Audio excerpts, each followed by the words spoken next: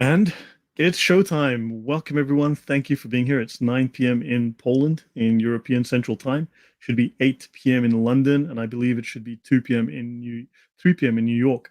And I'm live today with the one and only Saint Murad, who, as you all may know, has spent the last 2 years, was it Murad, or 3 years? No, it's close to 5. Oh It's my over 4. gosh, over 4 years writing a new Quran translation from the Arabic from scratch, and he's discovered the most amazing discrepancies between the English translations, even the Arabic translations, and the original source text from the Hafs. So yeah, Murad, thank you for being with me today. Great to have you. Yeah, make a brief introduction of yourself, your channel, and your work, because I think we all know you from mostly your discussions with Mel. Yeah, thank you very much for having me, Lloyd. This is the very first time to be on your channel. Actually, I just want to briefly say how I got into translating the Quran because it's kind of funny. When I first started making videos with Mel, I said, let's just quote an English version of the Quran. Anything will do. It will be close to correct. It doesn't have to be perfect. But then I found that this is not the Quran, this is a joke. So Right. I started to translate just the verses that I want to discuss in the video. And then as time went on, I said, you know what? I have to translate this, uh, a totally new translation, but based on a concordance and not just translating from Surah 1 all the way to the end, because this is the usual translation, which makes it very inconsistent as any Quran translation. So as I kept going on, I looked at Quran translations just out of curiosity. Then I found that these people they are lying to their teeth and they do not respect the English speaker whatsoever. So it's not that the Quran is just based on the sin, which is standard Islamic narrative, which we now know Murad, look, has. Islam is the religion of truth. How can you say that? And besides, I mean, I don't speak Arabic. You speak Arabic, but of course, I've actually heard Muslim apologists say, no, but you're a dirty Arab if you speak Arabic. There is one person who said, I hate when Arabs say they translate the Quran as if being a native Arabic speaker is a qualification. I tell him, well, that's what you always tell the Christians. You tell them you don't know Arabic. Now I know. Now you throw me under the bus. Of course, it's a qualification. You don't know Arabic. You see? Fair So that's enough. the Fair problem. enough. Yeah. Do you think have you had any people are aware that you're starting to come out with this? Have you had any sort of A, positive interest, or B, negative pushback? Do you think anyone's preparing the ground for this? Are they are you making waves? Are people nervous about this pending translation? Yeah, some people actually made an attack on my channel. That's why I made all the videos private because I didn't really. I thought because I have a small channel, I thought this is never gonna happen. And sometimes I get very mean comments. And actually, some people tell me, Murad, you make the Quran a little bit more humane, and this is bad. I tell them, well, I just try to find the truth, and the Quran that I'm translating will get you the most primitive meaning before it gets the sin, sin, standard Islamic superimposition over it. So that's the idea. And as I show you in this presentation, you will see a lot of things that are sin based that are taken for granted, but they're not in the Arabic, they are not linguistic, they're not based on the linguistic basis of Arabic. You see? Yeah, you're using the Hafs translation, correct? Yeah, as it's the most popular, so I just used the Hafs and I didn't look at the other qira'at. I just Yeah. focused In on the fact, Hafs. Hafs is not even a qira'at. It's a rawaya. It's a transmission. It's not even one of the 10 qira'at. He's a student of one of the qira'at readers. You know what does riwaya mean? It means narration, not transmission. but they Oh put it my, as are you transmission. Yeah. serious? Yes. A Rawi is the one who makes a narration for a documentary, for example. That's like you're Rawa, he paraphrasing. narrated. Exactly. That's Oh why in wow. my translation I have it as narrated as Hafs through Asim. This is how it's written. And then also Hafs, I think few people are aware. Hafs became popular for various reasons. I'll cover that on Saturday with Thunderous on my channel, where I finished my story on the Kira art. But Hafs became the standard. And Al Azhar University, at the behest of, I think, King Fuad, created the Hafs Fuad, Quran because, yeah, yeah, Fuad, right?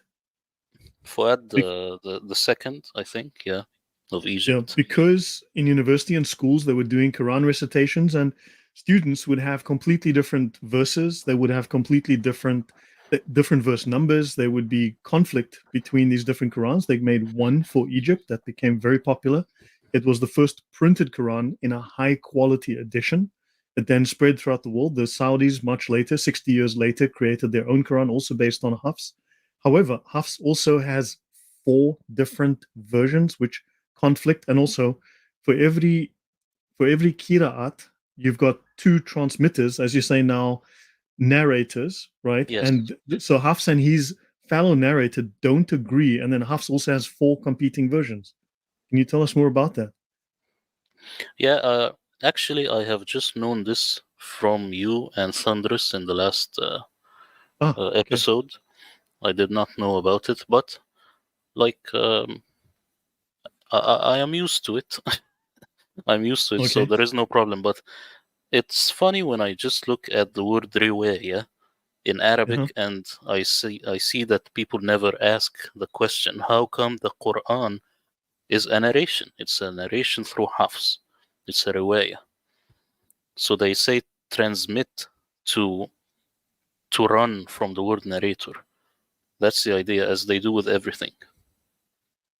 So there is Right. fraud in every single word being translated into English.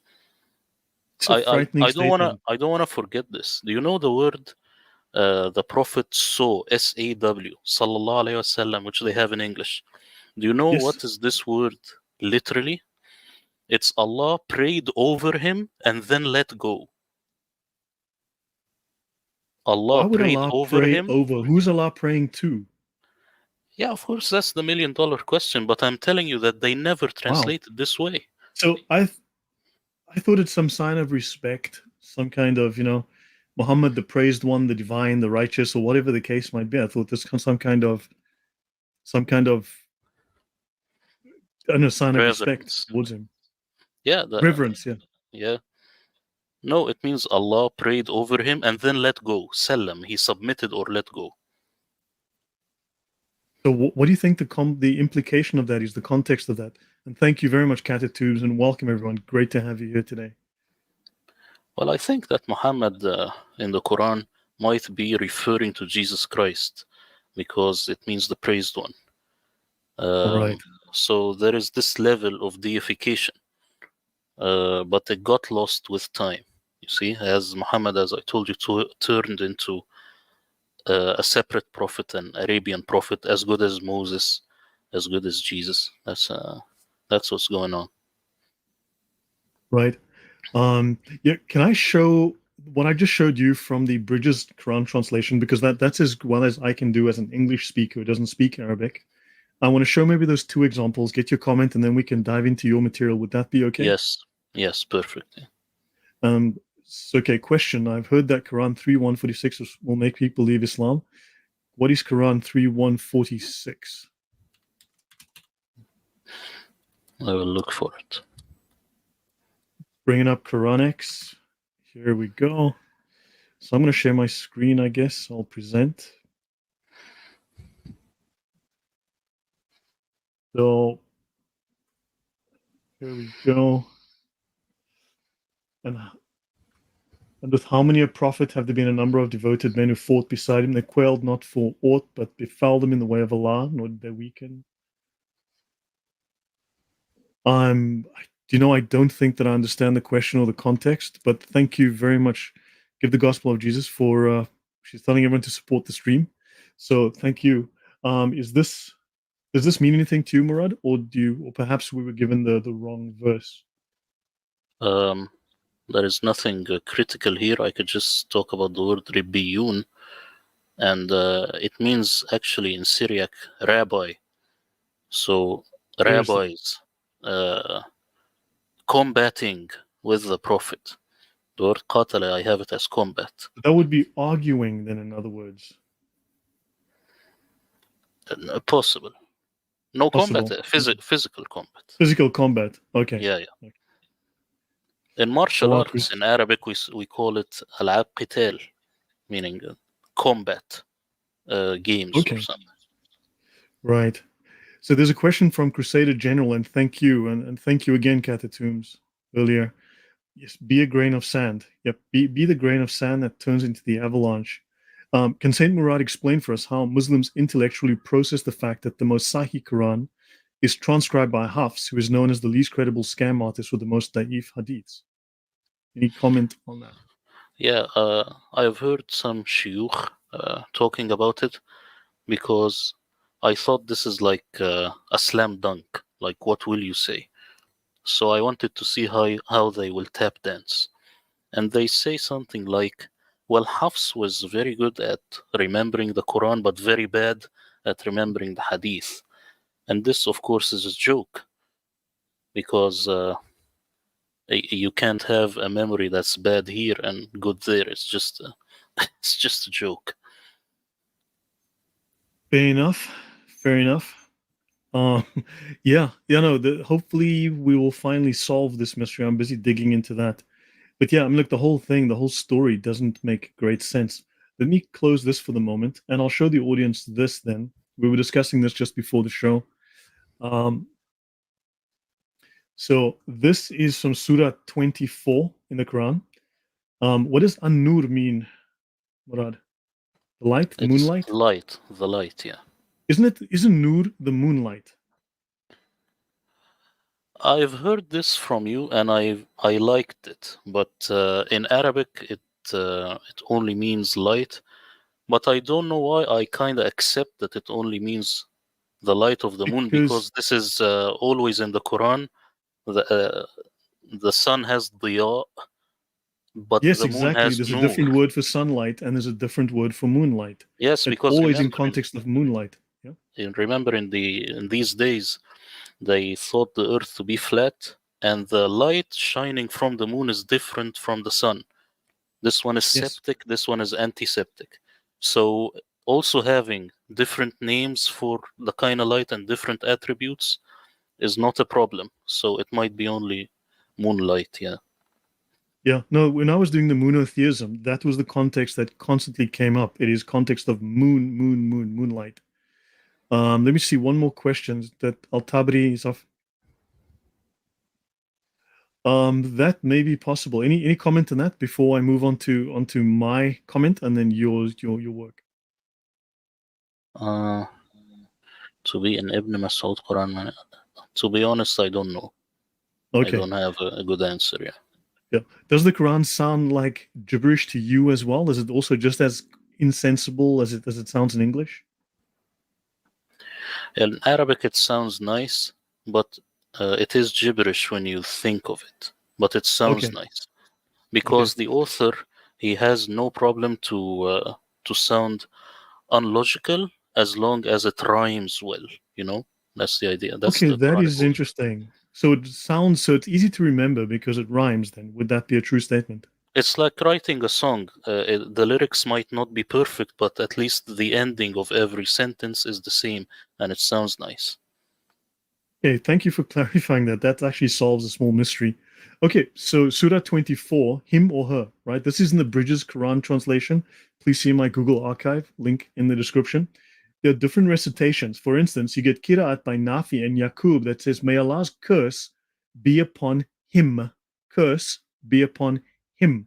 Then you've got others where it says, May Allah's wrath, not curse, but anger, be upon her. And then you've got Nafi's reading, Allah's wrath will have fallen upon her. The other one is be upon, to be upon. The other one's will have fallen. So present, right, future, and then past. And so you've got, may Allah's wrath be upon her versus be upon him. So in English, this already is highly contradictory, very confusing. Is it wrath, anger, or curse? That those are already two different concepts. And then him or her, she did it versus he did it. She should be punished, he should be punished. These are problems that occur in the English. So this already is an issue. I mean, your comments on this, Murad. Yeah, in Arabic, if you just put, let me give you one which will be a killer. Let me I didn't I prepare can for show this. you the original here from the Bridges Quran, Yeah, and the Arabic is up here as well.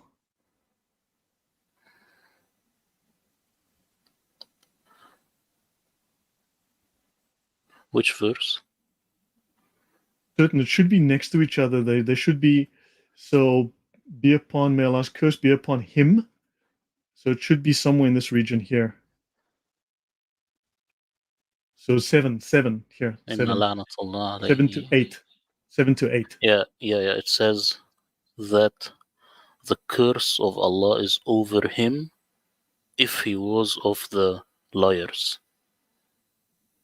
Yeah, and then they've got different translations which have fallen upon her, which is Mm. yeah, be upon. So wrath be upon her. So yeah, Mm. these are different Arabic translations that come to say Yaqub and Nafi, and they mention others.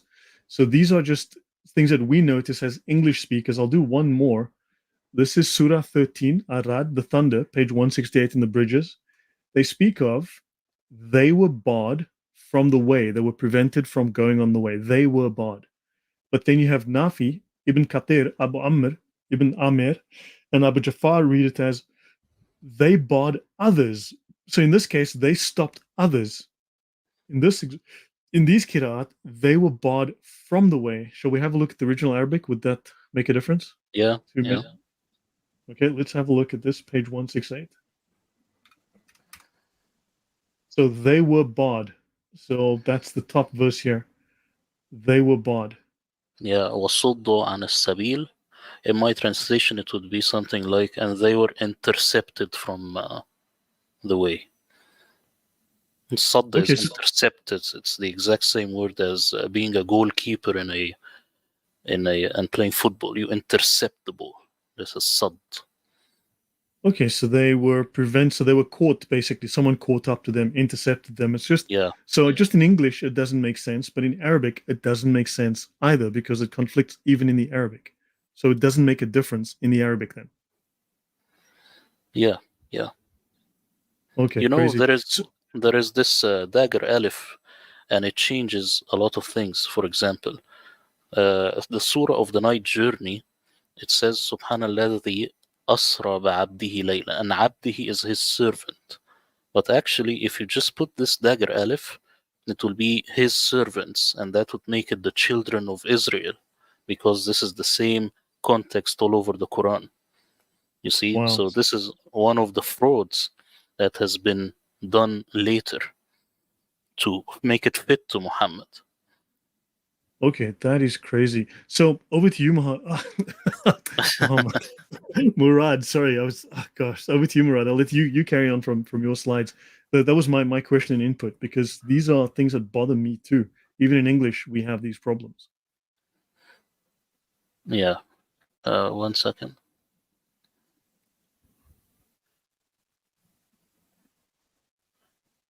Here's a good one. Is Allah the greatest of all deceivers or planners in the Quran, according to the Arabic?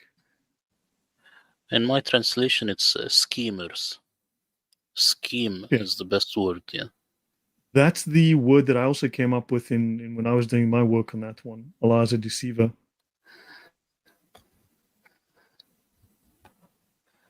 Yeah, deceive has another word, but scheme would be the best fitting word here.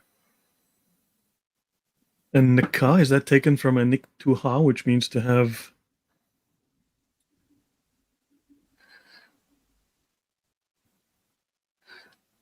Hold on.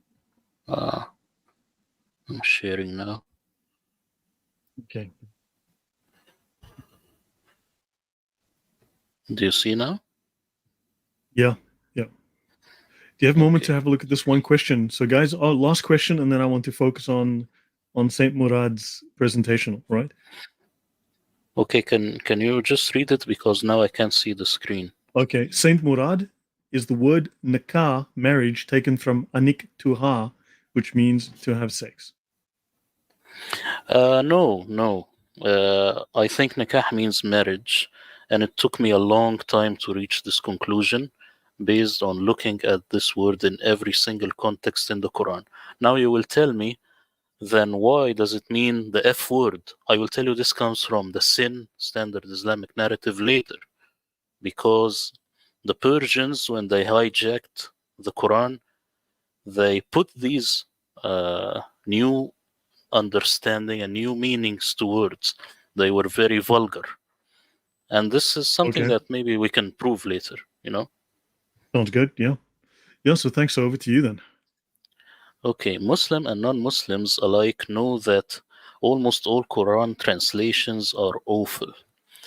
The Muslim explanation for why they are this bad, they say that the original Arabic Quran is a miracle and therefore it is impossible to be translated.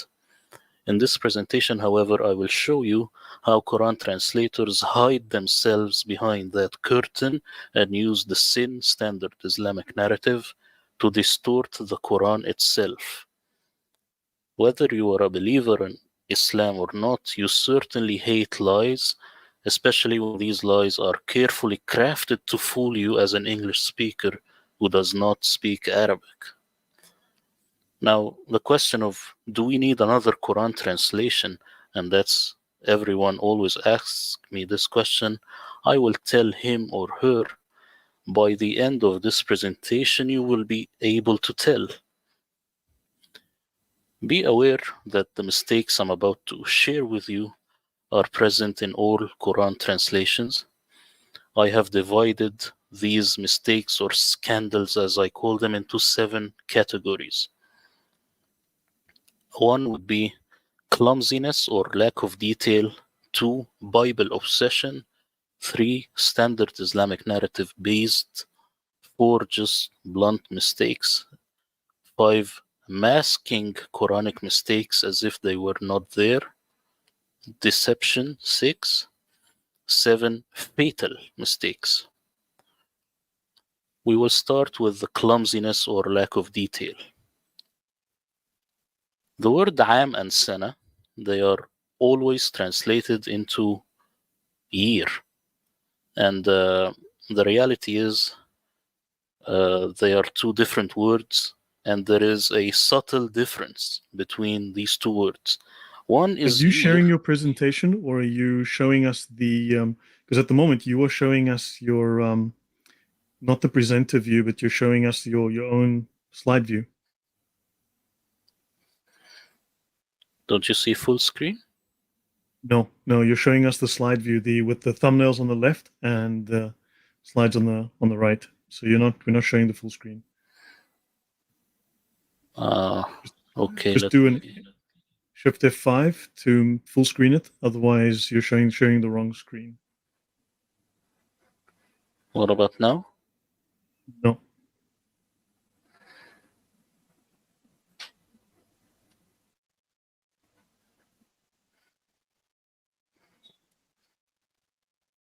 we're still seeing the thumbnails on the left. So you've got slides 1 to 6 on the left column with the small thumbnails, and then your bigger slide on the right. Okay, I will maybe unshare and try again. All right.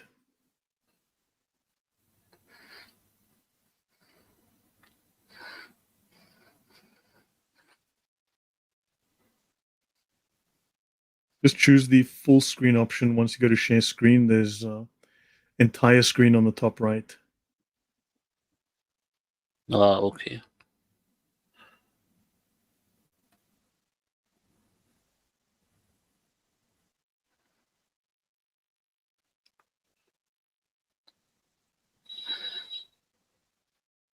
Okay, now? Yes, no. Okay. So the word am and sana are always translated into year, but the reality is there is some difference. One is year, and the other would be a year having to do with seasons. So a seasonal year, or maybe you can also say just season. This mistake shows the general linguistic ignorance of Quran translators. So this is not a scandal, but this shows you what's gonna happen next. Now there is also this word hijaj. Hijaj is hajj, meaning pilgrimage, but sometimes they have it here as years. Now why is that? Because there is something in the standard Islamic narrative telling them that hijaj here means years, which is a scam. Pixel here has it as pilgrimage, as you see. But of course, that doesn't mean that his translation is any superior. He just happens to have this one right. Now here these translators fail in basic math. As you can see here, the word ضعف, they have it as multiplied or double. Here is correct. But now let's see in a different context.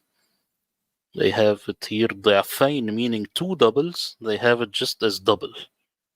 Wrong. It should be two doubles, which is an equal of 4. ضعف is not the same as ضعفين. Of course, you can say this is not a big mistake. Well, if we deal like this with every single word, then automatically you have a flimsy, bad Quran translation, just like every other translation. So, of course, every single word is important. Now here, the dilemma of the word bid'ah, this is very important. The word bid'ah here, they have it as several. So Joseph, he was in prison for several years. So does it simply mean several? Let's see how they have it here when it's talking about how the Romans defeated the Persians. في بضع سنين here they say within 3 to 9 years. Here they got the meaning of bid'ah from the Arabic dictionary, which they ignored all along. Why? To simply make the prophecy fit. They have to make it fit. What do you think of this one? Completely different to 7. So 3 to 9. Is it actually a value, or is it just like a range, like a period of waiting of time? It's a range, but as you can see here with Joseph, this one, the previous example, they have it as several. They don't really care if it's within 3 to 9 years. But here, when it comes to making a prophecy, they have to make it fit. This is the only time where they open the Arabic dictionary. So, they pick and choose. Sometimes they choose the Arabic dictionary, sometimes they choose the sin, sometimes Okay, maybe so a da'if hadith, anything. so it depends on their agenda and what they want to say about that verse. Because the It, notes, the academic notes that I read said that every of these Quran qira'at, there are differences in theology that fits the agenda of whoever the person is that's transmitting it. yeah, the question here is this word bid'ah is mentioned only twice in the Quran. My question to these translators, Wow. why So why aren't change it? why aren't you consistent? That's the question. So why here from within 3 to 9 years and in the other context is several years? They do this all the time. Right. That's insane. You'd think and it's the same word, the same context in both occasions. Yeah, the question here is why didn't they do the same with this verse with Joseph? First, because they forgot. Second, because they do not care at this point. They only care when it makes the Quran seem to have stated a correct prophecy. That's what happened. Now we go to Bible obsession, and this is a section that people maybe didn't imagine, that these Quran translators are obsessed with the Bible. The word habban, they have it here as grain, correct. Habba min khardal, the same word, it should be a grain of mustard. No, they here have it as mustard seed. Why? Because in the back of their mind, they recall the word mustard seed from the Bible. Bible. Yes, Yeah. yes. I was just And thinking the exact thing. yeah, and it should be a grain of mustard. But because they didn't create a concordance, They are doing these clumsy mistakes. You see, And because also, also this would appeal to English readers. It would be familiar to Christians. They want to appeal, don't they? And it would look wrong if they said a grain of mustard. Everyone would go, hold on, that's wrong. exactly. They are like, we already have enough differences and people are not converting to Islam. At least have it as mustard seed here. You know, this is how they Uh-huh. are thinking. Here again, mustard seed. Remember, the word in Arabic for seed is bidra, budur. Is it a big mistake? No. But it reveals how weak of a translator they are, and that manifests itself throughout their entire translations. That's And the this is idea. in all of these popular translations? Every single one I have looked at, I won't tell you that I have read every single one, but let's say I have read Surah 2 in maybe 12 translations, only Surah 2. Surah 2 is very revealing. It gives you a good idea of how the translate. And Surah 1, I've read maybe 34 translations. Surah 1. Just from the Fatiha, I know what's going on. Surah Yeah. 1. Which is insane. They claim there's one Quran, but then, of course, there's 10 Qira'at, which started with 7, then with 3 added, then plus 4 for 14 Qira'at. Then each Qira'at had 2 transmitters, which means 14 times 3, which is 42 versions of the Quran. And then, of course, we know Hafs has at least 4 versions that we know of. So, I mean, it's you're suddenly looking at 46 versions of the Quran. Yeah, exactly. But as you see at this stage, I'm saying, okay, Hafs is Yeah, right and it is the only Quran. sure. Now let's look at the translators, what they are doing. Now we move to sin based, standard Islamic narrative based. These translations are sin based. They're not based on language whatsoever. Love the cartoon pictures. Yeah, these are the translators. I made them into Simpsons because they are not real people, they are cartoonish. And their translations are cartoonish also. That's the idea. Super. Yeah. Now let's look at this word here. As you can see, you do not need to know Arabic. These are two words. جمعه وقرآنه. إن علينا جمعه وقرآنه. Meaning, indeed over us or upon us is its gathering or combination and its reading. Now let's see how they do it here. It is certainly upon us to make you memorize and recite it. They shoved this you being Muhammad when it doesn't say that in the Arabic. Why? Not Because the even sin, contextually. they have to stuff him in there. And as you can see here, Sahih Wow. International. Indeed, upon us is its collection in your heart. This is, of course, a joke. And to make it possible, its recitation. Another joke. Actually, Wow. calling qira'ah recitation is a joke, Lloyd, because it's only reading. Because this word is used with reading the eyes, reading the eyes, or reading between the lines. It's not recitation. Hmm. But this So word even that is recitation, false. yeah, it's only reading. So I thought Muhammad couldn't read. So in the cave, is it recite or read? It's Because you read, see but different versions. they have to put it as recite in the English to jump over the problem. But it's saying read, it's saying read between the lines or read, but not recite. Definitely not recite. Crazy stuff, man. This is blowing my mind. I mean, seriously, I'm just like stunned. Like, how did they get away with this for so long? Stuff this obvious. I mean, where's the negligence here? On the Western scholars, Arabic scholars, deliberate deception? Well, Muslims in general, they have a general consensus without, I remember you talked about the Sharia and how, like every Muslim knows it's a secret and they do not discuss it in public.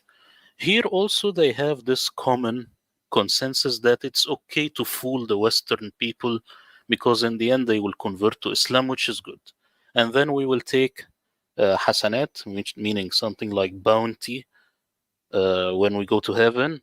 So this is also good, as if they are playing lottery. So, as I always say, their target audience is Allah, my target audience is the people. So I'm giving them the real thing. I'm giving them the literal linguistic meaning of the Quran. Wow. I mean, this is going to change things once it's out. Honestly.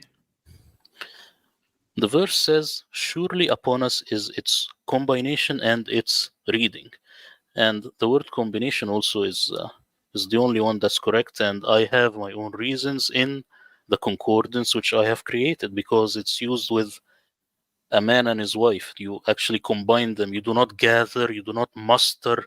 These are the words mentioned in the English Qurans which are wrong. What is But the that, implication of yeah. reading? Because what if Muhammad had to read? That means Muhammad could read, which means he was reading stuff around him. Remember the word read in Arabic, it's exactly like in English. It could mean read between the lines. I can tell you, Okay. did you read between the lines? Did you know the social cues that happened? Did you catch Okay. this? Okay. This is the word read in Arabic. It doesn't necessarily mean read the book. Understood. Thank you. And also in the story, this very story in the sin, which is read, and he says ma aqra. Actually, you can read it in another way. You could say ma aqra and add a question mark, meaning what should I read? You see, not I do not read. But they Mm. did not have a question mark back then. So this is also, another way of looking at it. Thing. Yeah. Wow. Seriously, man.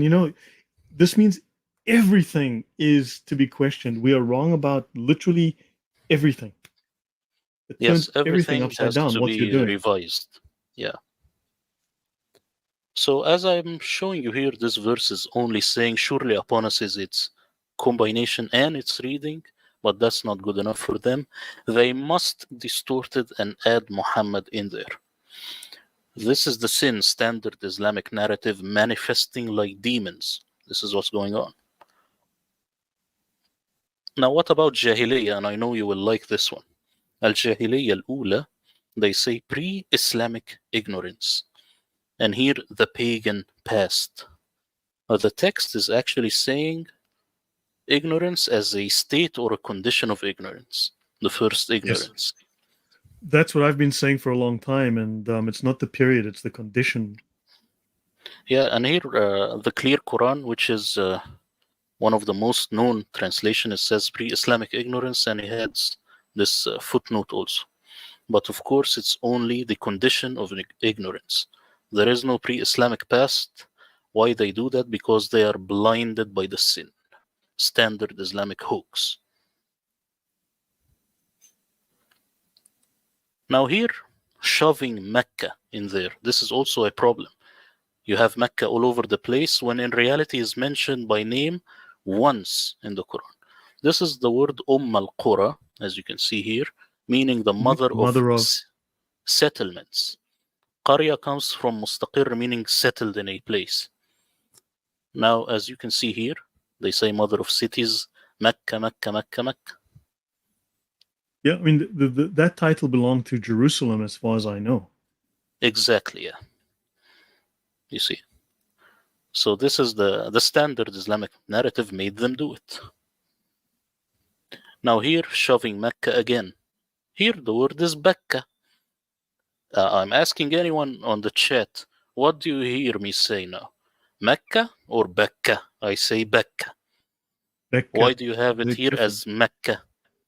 One is with a B and one with an M. So they say Becca, i.e. Mecca. Huh? Why? And here, Mecca right away. As if the Arabic never said Becca. Because they do not respect the reader. Despite the text saying Becca, a lot of translators just have it as Mecca because they are blinded by the sin. This hinders academic progress as it gives the false impression that we know for certainty that Mecca is Becca, which is wrong. Now, what about the Battle of Badr? Here it says, لَقَدْ نَصَرَكُمْ اللَّهُ بِبَدْرٍ. بِبَدْر, just بِبَدْر. Here they say the Battle of Badr. unapologetically adding the word battle to Badr is a classic example of Quran mistranslation. Why do they do that? Because they assume that Badr is a battle, when in reality, Badr is a certain time of the year. It's a certain phase of the moon, actually. Yes, Murad, you're blowing my mind. Honestly, I'm every single thing you're saying. I'm like, I can't keep up. You're going so slowly and so carefully, and I'm struggling to because I'm thinking about the last thing already. You're on the next thing, but you just mentioned Becca, right? Now, when I did my monotheism talk, I came across Bakka, which was part of the Yemeni moon god religion, right? This was related to the god called Al Makka. So Bakka is a symbol related to the moon god Al Makka. Al Makka was the moon god of southern Arabia. The Yemenis spread this, and also this is the same as the Mesopotamian moon god called literally Sin, right?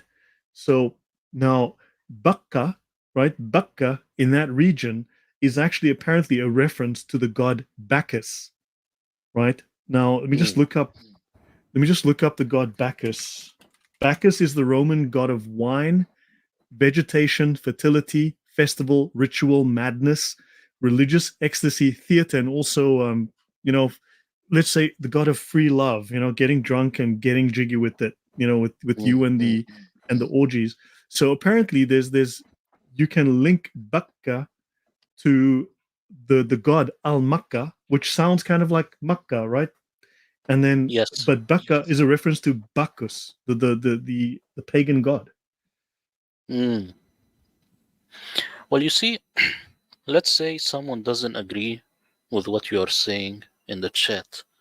Why should I confine him and put him in this prison of the sin and say the battle of Badr? Why shouldn't I just say Badr and let the text breathe so that we can study further? This is why these Right. translations are horrible. It So hinders they academic designed to progress. confuse them. They're designed to conceal, not reveal. Yeah, they are designed to lock you into the standard Islamic narrative and not think for yourself. That's the idea.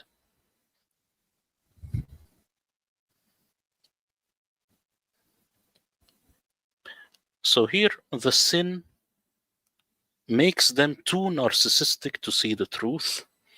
The correct word is, of course, in my translation, as I'm telling you, Badr is a certain phase of the moon. Yeah. This is not the Also, standard Islamic. Yeah. the Baqqa symbol meant glory be to Allah, but this was a reference to Al Makkah, who was the pre-Islamic moon god of Arabia. Mm. And in fact, Muhammad's grandfather prayed to Al Makkah, I believe. I mean, their tribe worshipped that god, Al Makkah. So, man, and then Badr. I mean, Badr is one of the names of the phases of the moon, correct? Yes, it's a certain time in the moon. It's like the 14th night of the full moon, something along those lines. I have it exactly in my translation. To be honest, I don't remember exactly, but it's a Right. very specific date having to do with the phase of the moon. It has nothing to do with with a battle. Yeah, because there's 12 phases of the moon, each has a name, and in fact, some of those are the names of pagan gods, and they're referenced in the Quran, which is wow. I mean, there's so much to Badr, explore Badr, here. Lloyd, is it's a synonym for crescent moon, Badr itself. And in Arabic, we say if someone is very beautiful, we say he is like Badr. This is for a man or a woman. And also in 1001 Nights, the girl was called Badr al-Budur, meaning like the crescent of crescents, like the moon of moons, the most beautiful. So this is the Arabic, not the Battle of But Badr. all This of is these the joke. references to the moon, I mean, you come back, Islam has so many deliberate references to the moon. It's insane. Also, the associations to Muhammad. He was born on the moon day, Monday. He did his first whatever crazy act on a Monday, and this happened on a Monday, and all these things happen on a Monday, Yes. which is the day of the moon. I mean, there's like at least a dozen things I can reference. It's in Yes, wow. until today, all the mosques have the crescent moon all over its dome. So yeah, the moon thing is real. Wow. I mean, I've covered this in monotheism, but you're just adding. you're just opening up new doors now to me. This is amazing.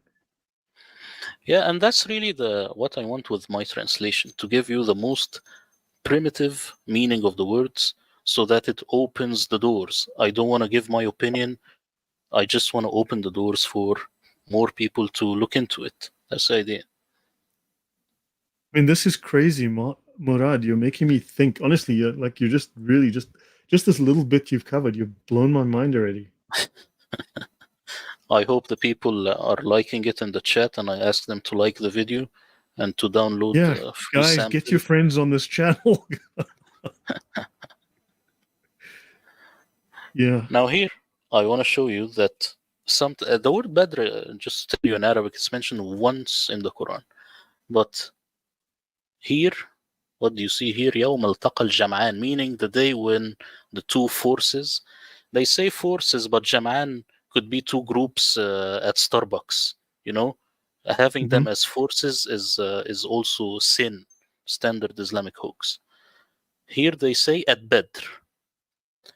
They take it a step further and shove the word Badr in there when it doesn't belong. It never says Badr. It says Yawm al-Furqan. Yawm al-Furqan could be something to do with Moses. You see? But they, of course, have Badr here. Why? Because the sin standard Islamic narrative says so. Maybe Al-Tabari said this, Al-Qurtubi, these people. Now here, again, Battle of Badr and Battle of Uhud here. Do you see the Arabic? It doesn't have any reference at all. Wow. Zilch. But here they have Badr and Uhud. Get away with Of this. course, the English reader, when he reads, he will assume that no way, it never says this in Arabic. Insane. How do they get away with this? How have they gotten away with this? I mean, this is negligence on a grand scale from Western academics. Exactly. And people, when they translate the Quran, they don't look into this stuff. They don't look at other people, how they translated. They didn't create a concordance.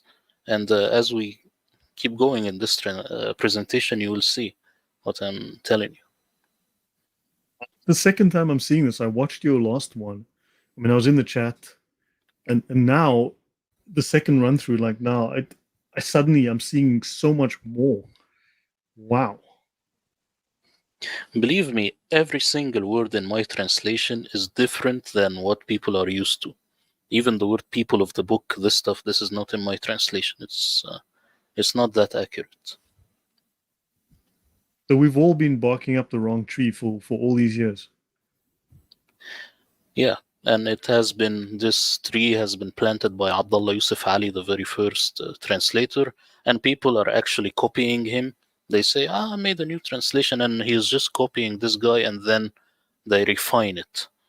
That's what I have seen. He is the root of almost all English translations. I see his print, his hand. I see his hand in all the translations. I hope you sell a mint of this stuff, Murad. Honestly, this needs to be out there. Now I want to look at the word anfal. As you can see here, يَسْأَلُونَكَ عَنِ الْأَنْفَالِ. They ask you, O Prophet, regarding the spoils of war or the bounties of war. Problem, because they don't know what does this word mean. The Quran itself gives us a clue. It says here, نَافِلَةً لَكَ. Here it's additional prayers. So it's not bounties of war as prayers. It's not the spoils of prayers, it's additional. This is the linguistic meaning. They They're not even the themselves know. same thing. They're not what? Yeah, they're Not not the even the same thing same at thing. all. But why do they say and fell? Because they are blinded by the sin, the prophet, and he, took the spoils, all this crap. But it's not linguistic.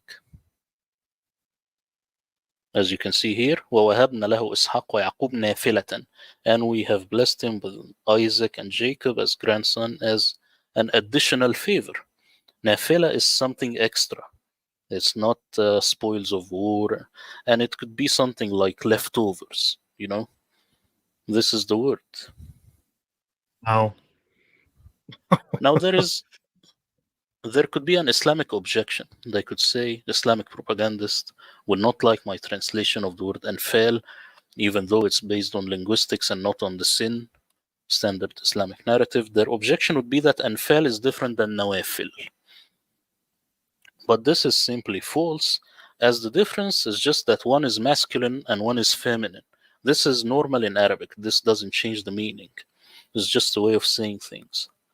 So They, you have made me yeah, think of something. You remember there's Waraka ibn Nawfal, or right? yeah. Waraq ibn Now, Nawfal, yeah. yeah, I Nawfal and can't say it Nawafil, right. I didn't think of it. So, Nice. how does this change the connection? Because there's something about this guy's name that is also linked back to Yemen and to pagan Arabia. But your thoughts on that, taking his name now as a critical part of Islam? Well, definitely it's the same root. I don't know how that will change things, but nafila could be something like superfluous. You know this word. This is the correct. Unnecessary, just not really important, just extra Yes, but detail for no extra. reason. Yeah, yeah, Exactly. you're right. This is the word. Unnecessary. Yeah, odds and ends This is left over. the word. How does this change things? I don't know, but it's important that people know that anfal is not spoils of war. This is the this is a sin. This is the extra layer that they put later. Now they are just used to it sounding different to them, as they have been conditioned by years of sin. This is the translators. Even something as failed as the Arabic Wikipedia, which is very bad, knows that nafila and nafl are one and the same here. And nafila or nafl al-jam'a nawafil, meaning الزيادة, additional. That's it. You see, this is the primitive meaning of the word. Now here, the Muslim translators actually they do the same. They know that there is a masculine form and a feminine form. They have no problem. So here, ar-rukka are the ones who bow, and here another variation. Ar-raki'in are the ones who bow. You see, so nafila and nafil are the same. They mean something extra, not really necessary. Before I go into this one, I'll just ask you if you have any comments. I am gobsmacked. It's like, I mean, my brain is just busy going, huh? Processing, trying to keep up with all of this because I'm like, what? I'm just keep thinking, what are the implications here? How does this change the narrative? And when we start to connect the dots, I'm also checking the comments, and people I think are just surprised, very surprised by all of this. Yeah, I'm not looking at the comments. I will look at them later because they will just take me off track. But let me tell you that any word I have looked at it in the Quran in every single context. Let's say the word is mentioned 16 times. I have read it the 16 times because this will make it much easier for you to know what does this word mean. People say, well, what does this word mean? Let's go to Ibn Kathir. I tell him why. The Quran is a very big book and it has this word multiple times. Go and read them in every single context. You will most definitely get it, unless you are very stupid. Don't go to Ibn Kathir, who came much later. You see, that's what I have done with my Ibn translation. Kathir came even before Hafs. I mean, why didn't they use? He's one of the earlier ones, in fact, compared to Hafs as a Kirat. You'd think now, why didn't they use him, for instance? Yeah, I'm not He's sure far better if known. yeah, I'm not sure if Ibn Kathir, the one who was the of the commentary, is the same. Yes, As, very famous. Oh, it may not he be the is. same guy, you mean? No, he's not the same guy. I think he's not the same guy. Maybe someone can confirm in the chat. And I think Okay. he's not the same guy. Yeah. I'm Yeah, not we'd have to talking look about into it. Ibn Kathir per se. I'm just saying if I have the Quran and it has the very same word multiple times, why don't I read this in every context? Then I can glean exactly what he's trying to say. That's that's a much better approach than going to someone who came much later and from a different region and who doesn't know the language and almost definitely is a fraud also, as we know now. It's not smart. Now, what does the word wahy mean? This is very important. Well, The word everyone always wahy, says revelation. Revelation. It's yeah, revelation from Allah. exactly. But let's look here. اتبع ما أوحي إليك, what is revealed to you. And of course, they say, Prophet, maybe إليك is to you, O reader, the reader. Why are you putting me in this prison of the sin standard Islamic hoax? But anyhow, revealed, wrong. Reveal is kashafa, and this word is used with the Queen of Sheba revealing her legs, Lloyd, in the Quran. How did my homework?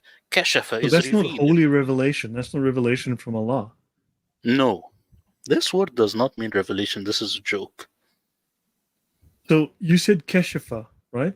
As in Yes, kashif, Kashf. yes, Because that within, if you look through the sources, that is supposed to be the sense of revelation or the Gnostic revelation, the secret knowledge of the scholars, the kashif, which is the yes, mystics exactly. receive. Exactly. It has to have this word reveal. It's revealing something like a secret, something that has always been hidden. This is the word reveal, kashafa. And That's people, Gnostic knowledge according to the Sharia. It's Gnostic. It openly says so. yes, I would accept it in this context. But wahi being kashf, this is a joke. It's not the same. So, so revealed like to show or to display, accidentally or something, as opposed to, or she bared her legs. I mean, that's a completely different context. Do you usually, is it usual for a woman to bare her legs? No. But she revealed something that you are not supposed to see. This is kashf, and this is in the Ah, Quran. okay, You okay. see this? Dude, that's a whole different picture. I got images in my head, So that's the idea. That would cancel the word reveal for wahy. Now, here, فأوحى إليهم. It should be, and he revealed to them according to their translation. That's if they are honest and do not change, do not tap dance. No, here it's signaled. Why? Because it's not Allah, so they make it signaled. Funny enough, Quran translators never maintain that Wahi is reveal either. Here they have it Actually, as Sarah said signals. exposing, to expose her legs, to expose her something. That's a Yeah, good word. that's with kashf, yeah. But here reveal, do you know reveal Wahi is the same as iha? You know what is iha? It's cues. C-U-E, Q. When I ask, I Sign, say, did this girl like you? Did she give you cues? Did she give you wahi, iha'at? This sign. is the word. But that's completely different context to, did Allah give you revelation? Did you receive revelation? That's totally different idea. Incredible.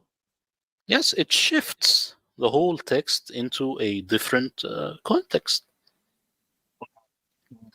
Now here, Quran translators panic because the word wahi here is mentioned with jinn. Here they found themselves facing a dilemma. The Quran says the jinn does wahi to one another. So they had They to expose force. themselves to each other. That's what's that's not a good look. Yeah, at all. So they had to forge another word to be on the safe side. As you can see here, whispering or inspiring. So wahi here, according to them, is either whisper or inspire. These are the same people who told, what did we do now? You see? They are shooting This themselves in the foot. this is nuts. I mean, But you've just destroyed the Quran. I mean, seriously, you've already destroyed the Quran. if they don't wanna like see the Quranic dilemma and translate it the way it is, they shouldn't make a translation, because now I will reveal them. I will expose them. And I want to expose them to the English speaking world. I want to tell them that this is just very wrong. These people, they are fooling you to an extent that you can't imagine. Now, here, you will like this one. The word halal, what does it mean? I say lawful, but I ask, what law? Law? What is law? The word law is not in the Quran. It's never mentioned. Everyone says, man, yeah, the law, the law, the law, the law, the Quran is the law, etc., etc. Yeah, of course. Yes. But the Quran itself gives us a clue. If these people, they just read the Quran with the linguistic eye and not with the eye of the sin, standard Islamic hoax, they will reach the right conclusions. It says here, وَحْلُلْ عُقْدَةً مِّن لِسَانِي, and remove or untie the knot from my tongue. You know what does ihlil mean, Lloyd? It means loosen up. Loosen up. They did not check this word in every single context in the Quran. So how did So it now become it is law? not make so now it is not lawful. Do not make my tongue lawful. No. When the Quran says this is halal means this is loose, it's there, it's you can use it, it's free. It's a very primitive way of saying things. It's not law, there is no law. You see? These are two completely different things. Exactly. They The had word to know there halal, were. there is a verb for halal, which is ihlil. We see here the verb. It's not make lawful here, of course. They will have it as untie or something. The reality is make loose. We say this in Arabic till today. If we want to change a tire in the car, we say ihlil, meaning take off these knots and loosen them up. This is halal. We are making the car halal Crazy, now. crazy. I mean, the fact that you can say, yeah, take my tires off, loosen the lugs on the tires or whatever. It's like you'd think, no, no, no, this is about holy law and it's about the speech of Allah. And you're like, yeah, or taking your tires off. Yeah. So here, the reason almost all Quran translations have the word lawful and unlawful in it is simply because they are obsessed with Sharia law. So they superimposed it over the Quran. Sharia came later, they superimposed it over the primitive Quran. But that tells you Reality the is, Sharia was an agenda that was imposed. the Sharia came later when they had a state, when they had an empire. You cannot have Sharia when you are just two or three barefooted people in the desert. You have it when you have an empire. So they have to superimpose it over the primitive Quran. That's what happened. Wow. Conclusion is this is another sin standard Islamic narrative obsession not found on linguistic basis. There is no linguistic basis for the word halal being lawful. There is no law in the Quran, at least. Now we will shift gears to the word rajama. What does rajm mean? Rajamnak, they say stone you, and here they say stone you to death. Rajam does not mean stoning. Says who? Says them. Here, al-shaytan al-rajim. We always say al-shaytan that he is rajim. Is he stoned? No. He is expelled or cursed. So no stoning. Did this verse change anything in their mind? No. Why? Because they are blinded by the sin. And of course, in the sin, you have this verse of stoning that Umar ibn al-Khattab said, I fear that people will forget about stoning and stuff. But actually, this word rajam means expel. We will expel you out of the country or something. There is no stoning. This is a hoax. You see? Crazy. So you've gone from expulsion to digging a hole, burying someone in it, and killing them with rocks. Exactly. This is the sin. Again, manifesting like demons because they want to stone people. But this is Jeez, not man. in the Quran. This is not based on language. I mean, Now, what is even true in the Quran then at this point? yeah, but if you read my translation, I know you will read it in the future. um, you will find that it has very few vocabulary. Now, why is that? Because I use the very same word all over the Quran. Because I have pinpointed it to be almost perfect, to perfectly resemble the Arabic word. But in English, they are all over the place. When you tell them why is that, they will tell you, well, it's a miracle. I cannot translate it, so you have to just take what Trust I me, have to bro. give you. Trust me, bro. Yeah, that's the idea. Now we go to the word kafir, and this is very important. This is very critical. It says here, فَلَنْ يُكْفَرُوهُ. Here, they will never be denied the reward. So, kafar here as a verb. You see, Arabic it's kind of different from English. Arabic, the word could be a noun, an adjective, an adverb, a verb. It can have all the variations. So, if kafir means an unbeliever, then if I give you kafar as a verb, you have to give me what does it mean. It can't mean he will be an unbeliever. Just from this verse alone, you see, they say deny. Kafar as a verb is denied. This is interesting. Let's see here. نكفر عنكم سيئاتكم. Here God is to, or Allah is talking. We will absolve or we will remove your sins. You see? Allah does takfir. Is Allah a kafir? Yes. The precise word in my translation, but as you can see, it does not mean become an infidel. Infidel has another word in Arabic. It's not unbeliever or infidel. It's something like cover up. Actually, the truth is kafir means the coverer, the one who covers the truth. This is the kafir. And here Yeah, that's God the or Allah, context that I've always known it as. Yeah. yeah, here Allah is covering up your sins. That's what's So he doesn't happening. absolve your sins. Actually, then it can't be absolving your sins. He's Yeah, absolve covering and them. remove. This is Absolve a and remove. heretical Christian concept where Absolve and remove. you don't have your sins removed.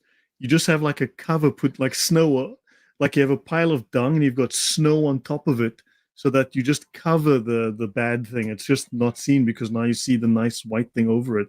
It's sauce on top of, you know, rotten food. That's Exactly. This is exactly the word the Quran is using, cover up as a verb. We will cover up your and here sayas. The word sin is not in the Quran, Lloyd. Sayas like your guilts, your guilty deeds, not sins. The some Quran doesn't crazy know the word sin. theology. That's some crazy theology on top of it. Yeah, these are the kind of words you will use for criminals, and I've seen that the Quran uses like misdemeanor, guilt, crime. These are the words that the Quran uses. It doesn't use sin, and this biblical language is superimposed again. Remember, Bible obsession. This is the Bible obsession of Quran translators. Yeah, guys, if you're enjoying this, please do like, do share, subscribe for those of you who like this content. And also, I've dropped Saint Murad's channel link several times. I've just dropped it again. Please do go to his channel after the show, subscribe to his work, and look out for his Quran translation. I mean, this is blowing my mind. But back to you, Murad. Yeah, here, فَاذْكُرُونِي أَذْكُرُكُمْ وَاشْكُرُوا لِي وَلَا تَكْفُرُونِي. Here, Allah is talking, is saying, uh, remember me, I remember you, thank me. And here, these liars, they say, and never be ungrateful. And these say, and do not deny me. Actually, what it is saying here, and do not cover me up. Do not cover me. Again, no infidels here. But this next verse will reveal the sin standard, Islamic poison, once more. إِنَّ الَّذِينَ كَفَرُوا. Indeed, those who disbelieve. Here we are back to the sin. Those who disbelieve. No, it's those who cover the truth. Those who covered the truth. You see? So this is kafir. Kafir is a coverer. And it's a loan word actually. Kafar, cover. When You we know play that you football, make yeah. yeah. When we play football, we say kura kafar, meaning the ball which is covered. in a hard covering, which is the professional one, uh, which is Agreed. used, at the World Cup. This is called the covered ball. You see, It's so like we cover still a have, sofa. You can cover a sofa as well with yes, seat cover. Oh my god. Murad, seriously, after this I'm gonna have to cry or something just to really this is insane. yeah. But I ask people to, if they want to get my translation in the future, to download the free sample because they will be on my email. Then I can email them the translation. This is to ensure that they are serious. They will find it also in the description, I believe. So hold on, that's on Buy Me a Coffee, right? Let me just get there.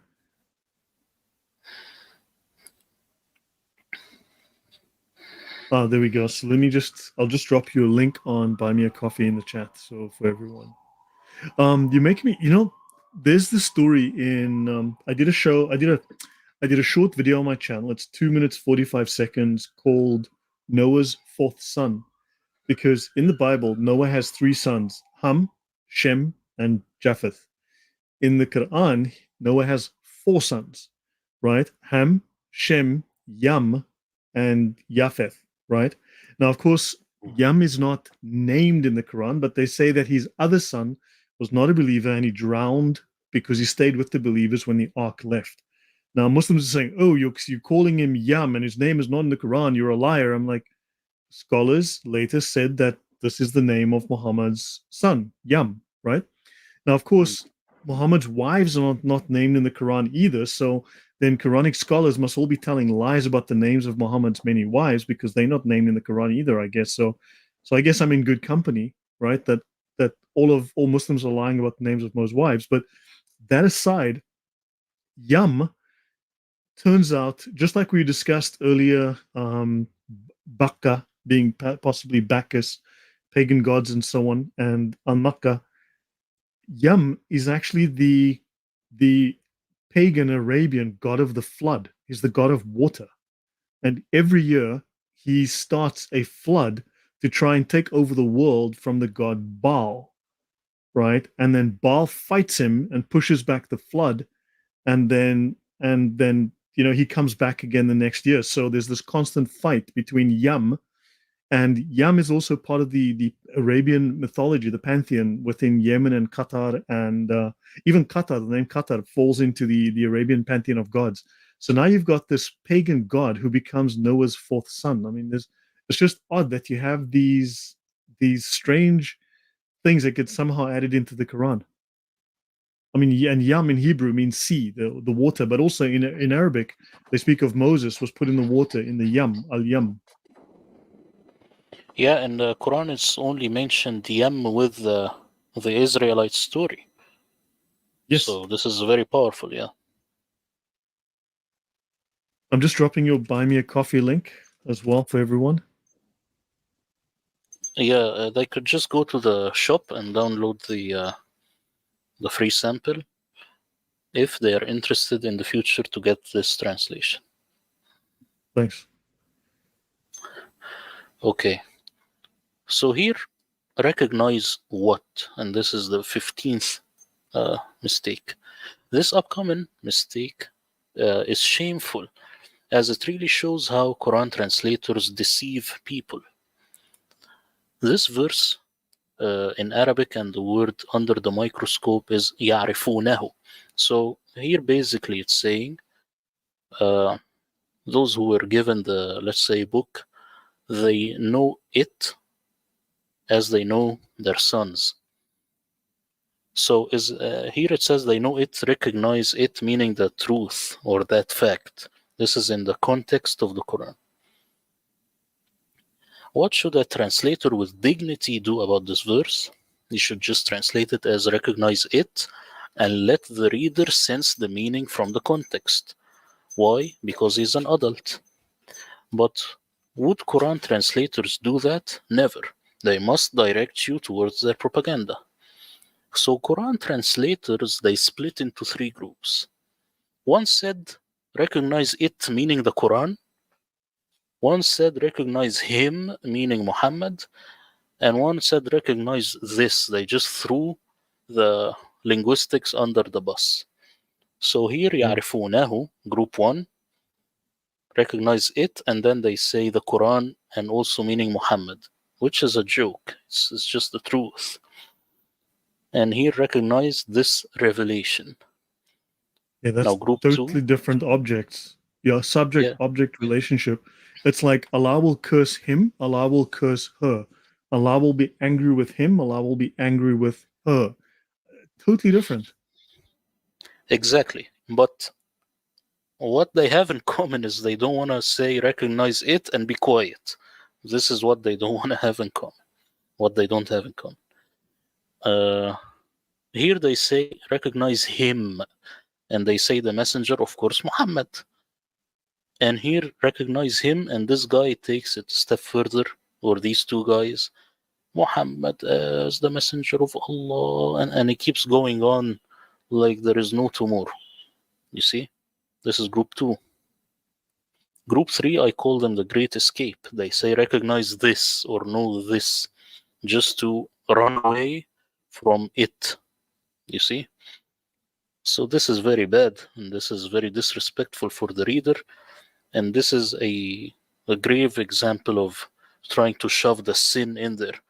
They want to shove either Muhammad or the Quran, but just shove anything. They just don't want to leave it plain. That's the problem. That's completely. Just everyone for the audience, all of Muhammad's. Why am I keep? Please, I'm gonna slap myself. Hold on, Murad. I'm so sorry. I apologize. All of Murad's links are in the description box. I just went to check they are there. So you've got a link to his Quran translation, his Buy Me a Coffee site, as well as his YouTube channel. So please use those links in the description box. Yeah, thanks. Continue, Murad. Yeah, now we go to mistakes that are just, like the other ones that I've shown you, you could say these are mistakes based that they're brainwashed. But here we are going into mistakes, meaning that these people they do not know Arabic. What does the word asbat mean?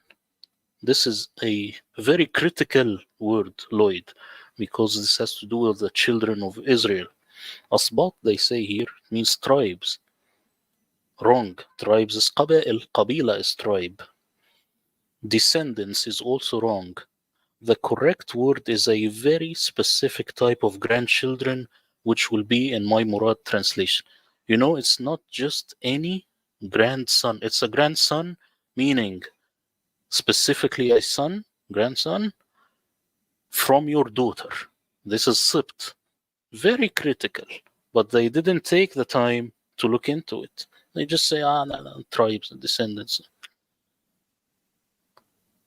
This was first one. Now, this is a blunt mistake. It means that these people, they do not know Arabic. أصحاب المشأمة ما أصحاب المشأمة. مشأمة, they say, people of the left. You see, I'm sure you know this one. People of the right, people of the left. This is funny. People of the left, companions of the left, and here this guy also. He says they will be given the record with their left hands. This is very wrong because shu'ma comes from mash'ama. Shu'ma and mash'ama means pessimism. The companions of pessimism, not left hand. It has nothing to do with hands. But why do they have it as left hand? Ask them. I don't know. They're You know, just programmed. the previous one, your Jewish lineage is matrilineal. It goes down through the mother, through the wife, through the Yeah. woman. So that's maybe the previous one. You're looking at a line that goes through the female. So that could be where that context is. I mean, this opens up new doors for inquiry and research.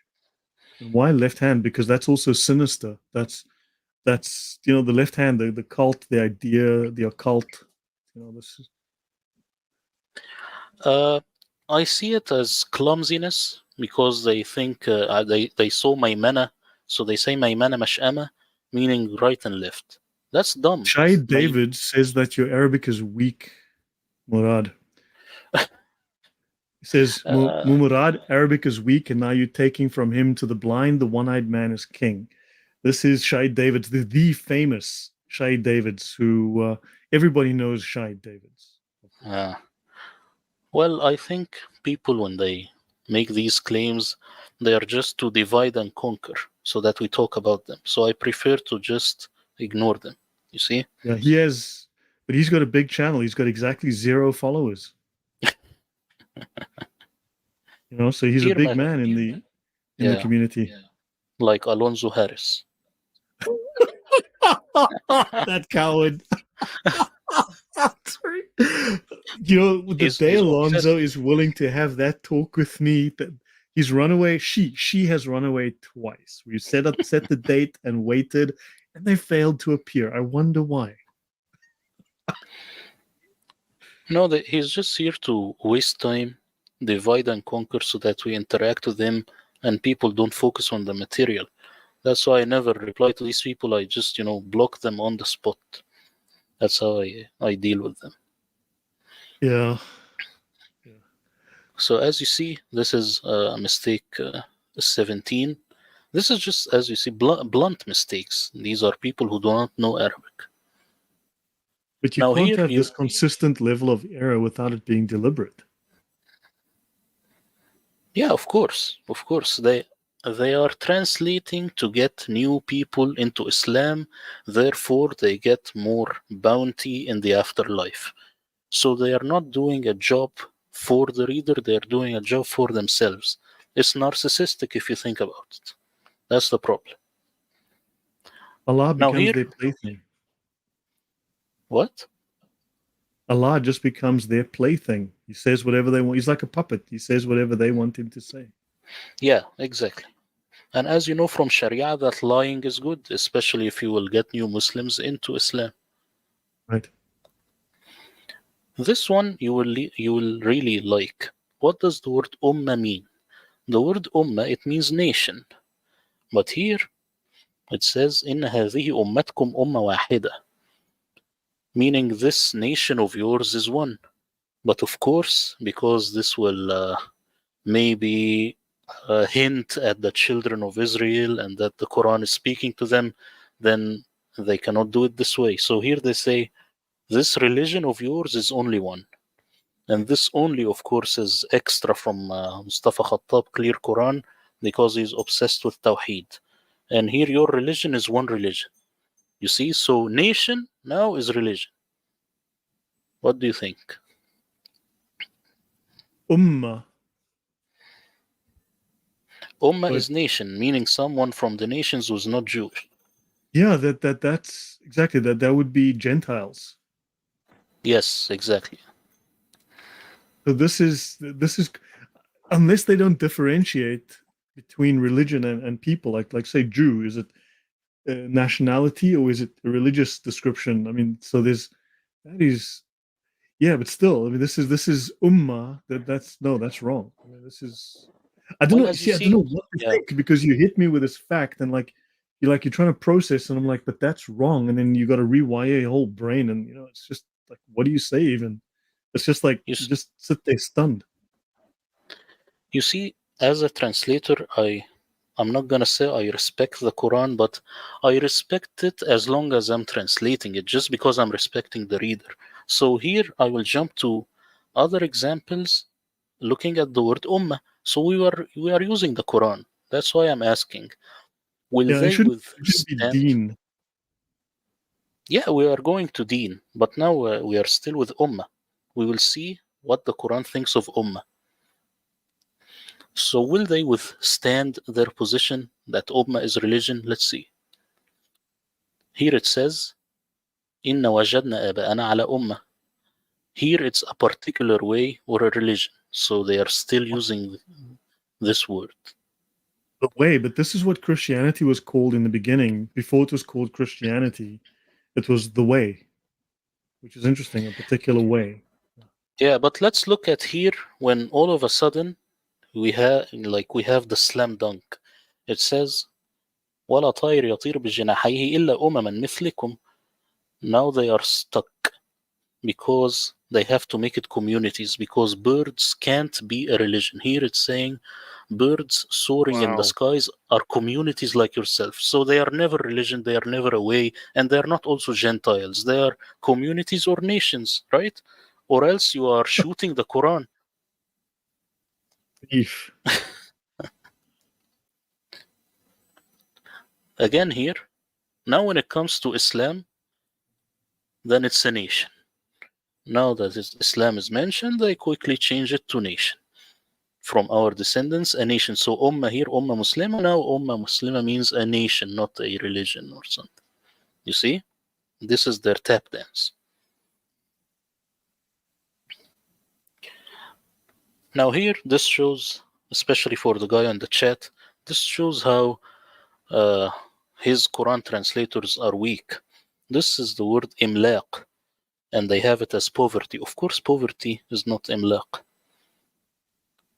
Faqr is poverty, like these poor translations, and like the poor guy who has 0 subscribers who is talking now. Imlaq is not poverty. Let me give these translators a little Arabic lesson. The word comes from tamalluq, meaning fawning, seeking approval by ways of flattery. Why no one quote it? Because they don't really care. As long as the translation does not contradict the sin, they are all good. But linguistic gold nuggets like these, they do not interest them. They interest me. This is why the Murad translation is unlike anything out there. You see? Do you have a comment or should I carry on? No, I'm just, my brain is just like, just, I mean, we've got to think about what are the implications of all of these changes, because they're misleading in the Arabic, and they're even worse in the English. Yeah, in the English there is no, uh, they are just free to do whatever they like, and no one is looking at what they're doing. As long as Uh, it presents Islam in a good way. If you read the Sharia, it says that you're allowed to embellish, you're allowed to exaggerate, as long as it presents Islam in the beautiful way. It makes Islam look good. exactly. And the whole Islamic nation has been not traumatized, but they have been under the microscope, especially after 9/11. And I remember Jay Smith, he used to say that before 9/11, they used to get beat up in Speaker's Corner.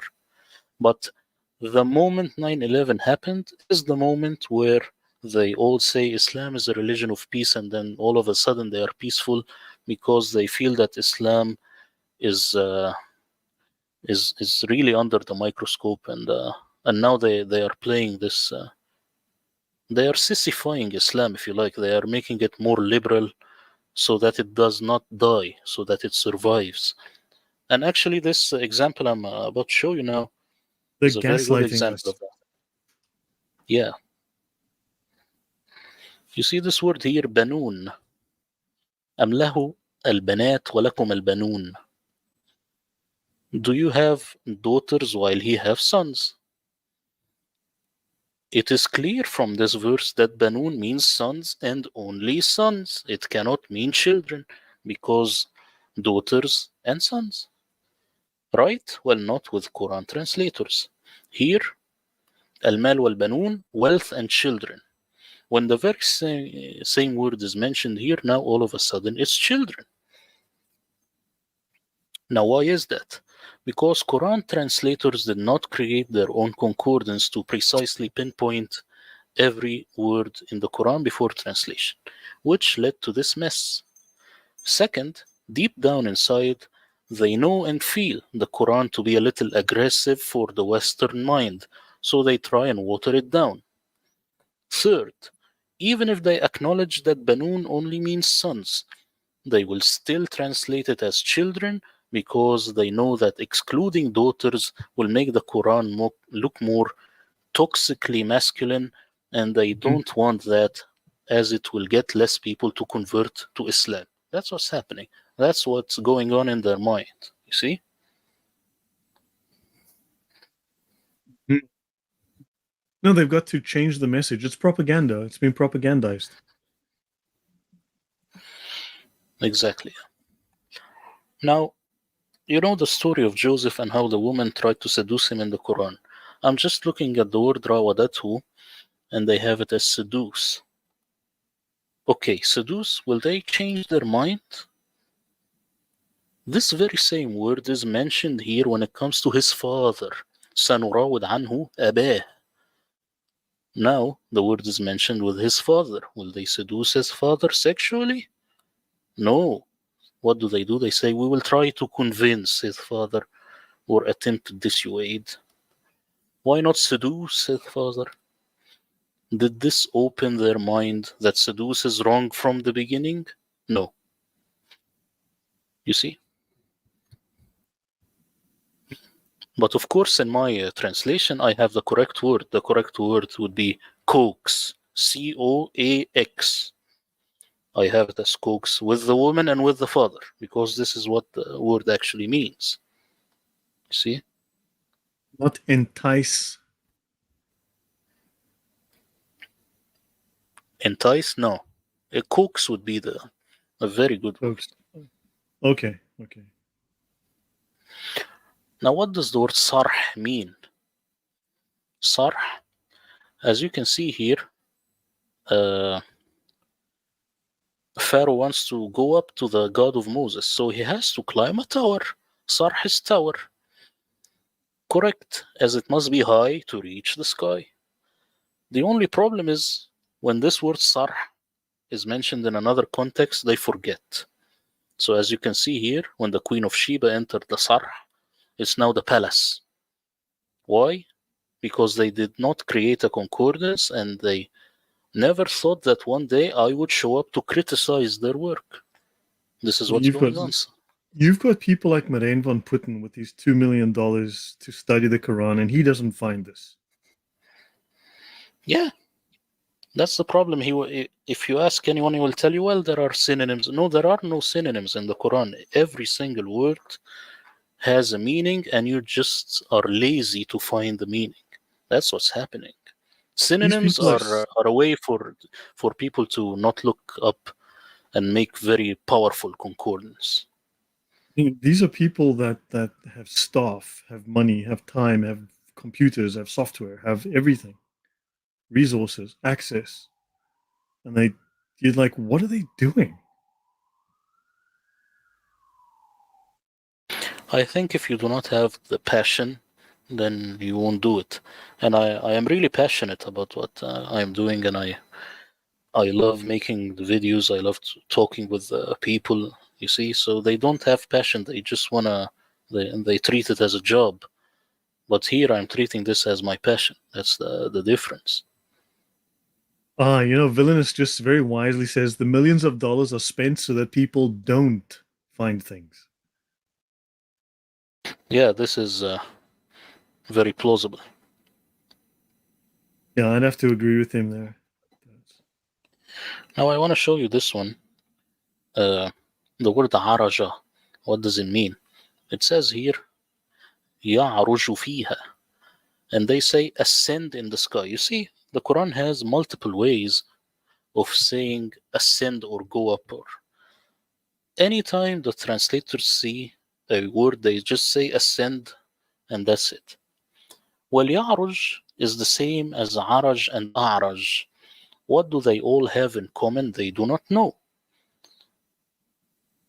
Al-a'raj here, the Jesus is curing al-a'raj. They say the disabled or the lame. They still do not see it. They do not see a connection. But do you know what does araj mean?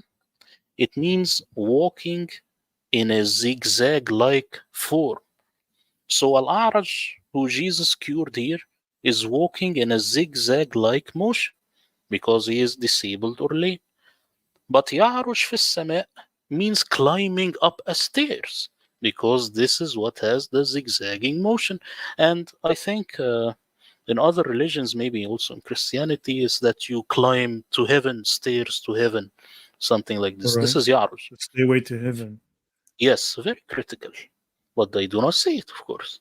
And they do not care. go up or ascend or climb anything. Anything. They do not care. So just run this past me again, because someone's just mentioning the crooked path. So the word means? Zigzag, and a crooked would be not perfect. It's zigzagging, walking in a zigzag like motion. Okay. And the context of that would be someone is drunk, someone is going upstairs, someone is going side to side. Yes. And someone that Jesus cured in the Quran would be someone who is walking in an unusual pattern, someone who's Okay. disabled. So that's They're the idea. lame or crippled or something. Okay. Yes, that's the very primitive word. It's the zigzagging motion. See? Uneven, not straight. But then in English, you could think of the context of uneven, which would be crooked. Crooked can also mean sort of uneven, not upright. It's got a, the context can also, but Yeah, but the Quran that's has this word iwaj, meaning crookedness. That's why uh, I okay. don't use it, because I remember right at the Right. top of my head that this word is also in the Quran. It's like if someone is old and his fingers start to get crooked. This is iwaj. This is in the Quran. Okay. So meandering, unstable, limping. Yeah, limping. Okay, that's right. Yeah. I mean, man, they're just trying to take it in and trying to keep up is like just how do you, because it throws everything off. I mean, everything you thought you knew, all these verses that you thought you understood. Would staggering be a word as well? I like the word limp.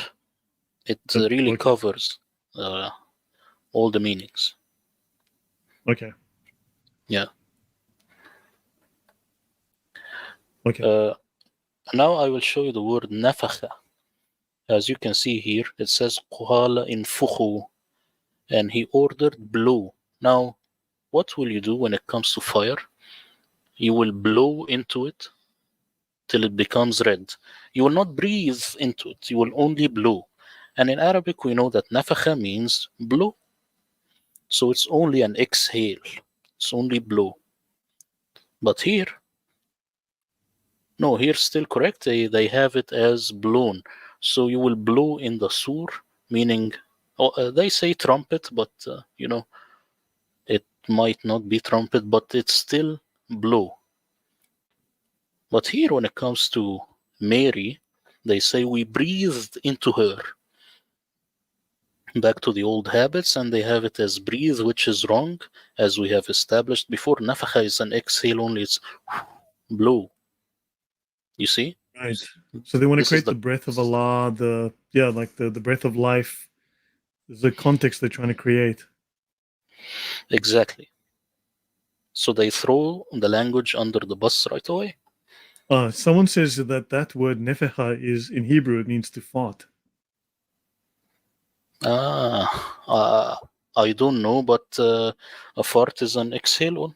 It's Yeah, a sort of is I an don't know if exhale that's only. true, but that's what the comment says. But I mean I but don't think that's so. kind of that would be so. Yeah, they farted into Mary, and she had a kitty. That just doesn't come across very well. Oh, that's painful to think of. Oh Yeah, boy, it's a bad oh idea. boy. Islam, thanks for ruining my childhood. Now this one you will love. The word ayah. What does ayah mean? Of course, anyone Verse, translates ayah the as verse. verse. Yeah. But look at this here. It says أتبنون بكل ريع آية تعبثون. It says, why do you build a landmark on every high place in vanity? And here it says a sign, meaning a symbol of wealth and stuff. Now, what can we glean from this? Wait, hold Such on. verses. Pause a Yeah. second, because the word ayah also apparently translates as degree, a degree. Like Mm, the one who makes jihad is 100 degrees higher than the one who sits at home on the sofa, right? Snacking on mm, his pizza. So the mm, word degree, there's also a degree, a separation, a degree of separation, and then also there's the context of you the scholars are of a higher degree because of their secret knowledge. Your Freemasons have 33 degrees. There's also this concept, this idea that's embedded their degree as well as sign. Mm. The Quran has the word daraja, meaning degree. So it might be a synonym, but ayah, it means a sign that's tangible. And that's Okay, what I will show you in the next slide. This is very okay. critical. Such verses as the one I've shown you now should not go unnoticed, as they give us key insight into what the Quranic word actually means. Not only that, but it also excludes a lot of misunderstandings. This verse establishes three critical points. One is that ayah is that something you can build. Two is that ayah is something tangible. Three is that ayah is not a verse. I cannot build a verse on the street. This Build your own logical Quran. This logical, scientific approach is what I have done with every single word in the Quran. That's why my Quran translation is unmatched. The word ayah in the Quran is sign. Sign, physical sign, and only sign. It does not mean verse. You see, this word verse is not in the Quran. So it's not sign as in signature, right? It's sign as in something that you see that indicates something. Exactly. Yeah. That's why some people have it as token, but in the Quran there is rams, meaning token. So sign is the best word. So when the Quran says these are ayatullah, meaning these are the signs of God, meaning like the signs during the Exodus or the signs that God gave to Jesus. These are not verses of the Quran. This is a scam. You see, this is a sin, one of the sins. Crazy, very crazy. Murad, it's getting to quarter to 11 p.m. for me here. I don't want to go too late.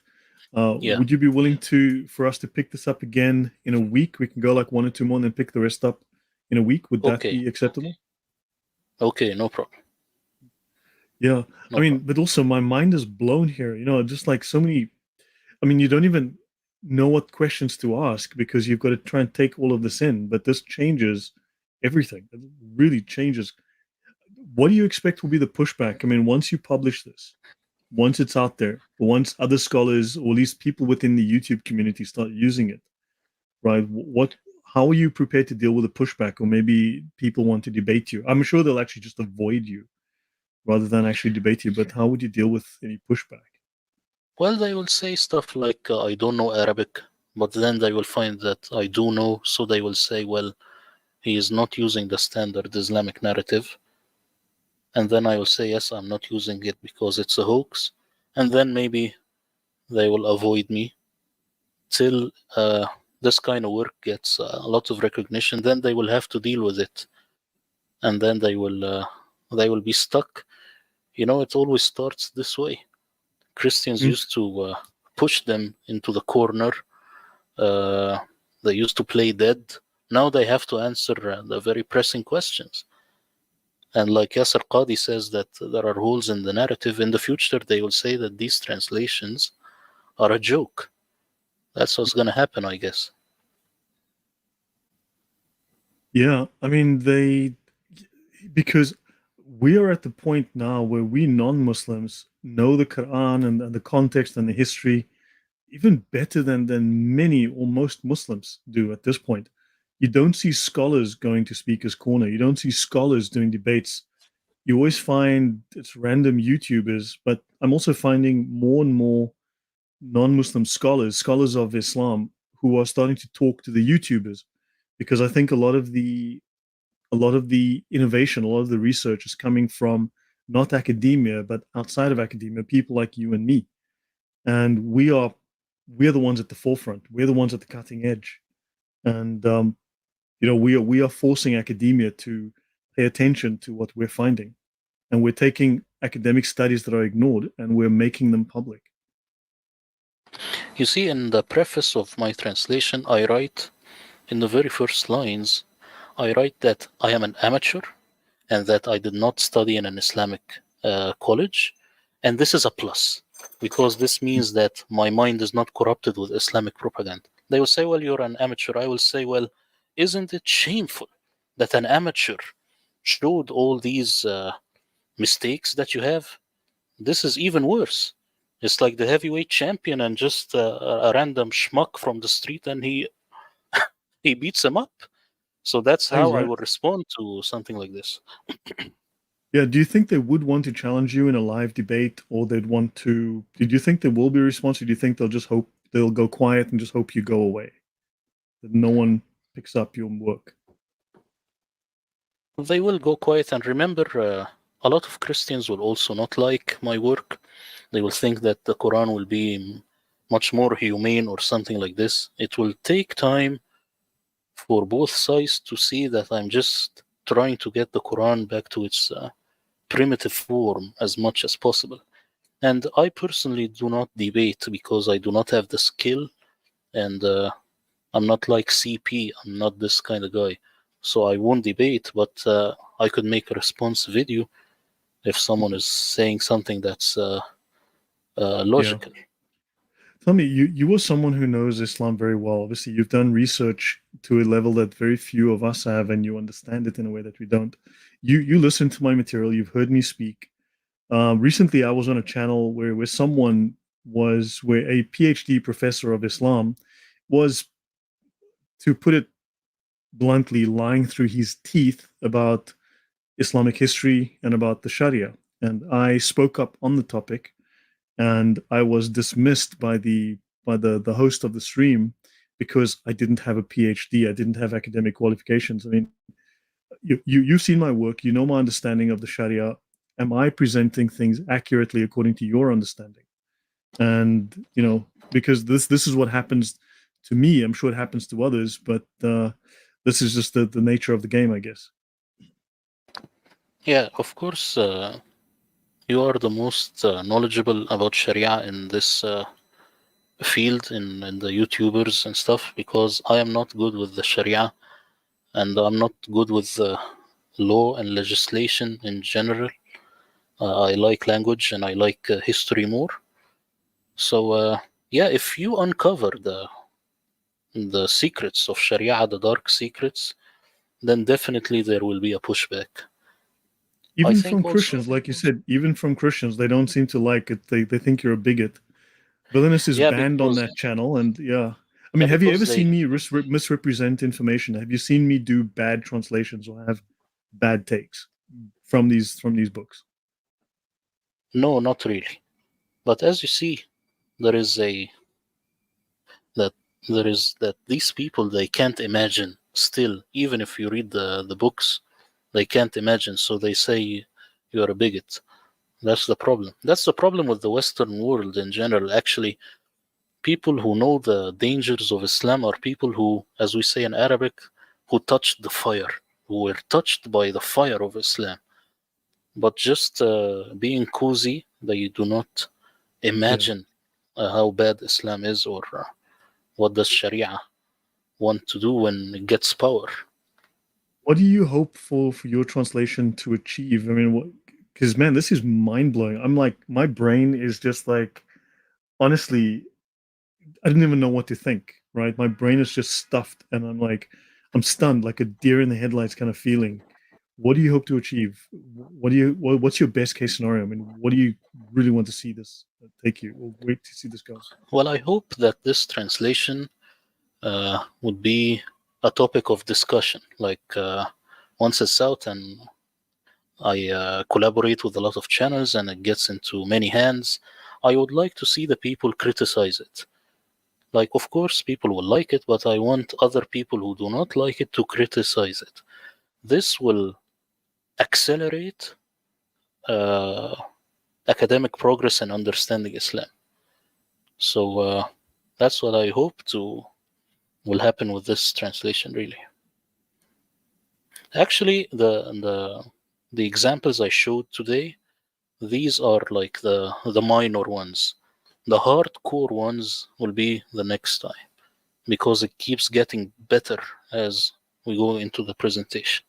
Just the first five or six that you did, say the first seven, just the first seven, I was already like, man, this blows a hole so big in the ship, it has to sink. You understand? Just the first few was so. I was like, this throws the whole narrative to pieces. It turns it upside down. It sinks the whole story. I mean, that's A- huge.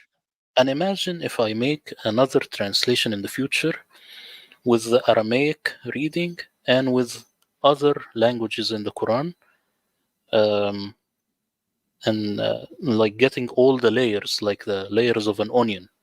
Imagine the level of depth that we will have in the Quran, and it will really exclude the standard Islamic narrative to a big degree. Right. So when do you plan to release? I know you've finished it apparently, but you're trying to do some marketing. So what are your what are the steps that you're going through right now, and what's your plan? When can we anticipate? And where and how can we throw you? So, take my money, Murad. Take my money. Just take my money. Hold on, hang on. Just where do I just where do I swipe? Wh- where do I? I'm trying to just take my money. You know? Well, I thank you very much for that, and people they can do that on Buy Me a Coffee. But what I really prefer, if people who are interested to actually download the freebie, the free sample, so that they are on my email list. And once I collaborate with other people, uh, I will release it through email. So, Okay. so let's say maximum 2 months from now, people will have the translation. Is there any way I can bribe you for sooner than that? You know, you and me, privately.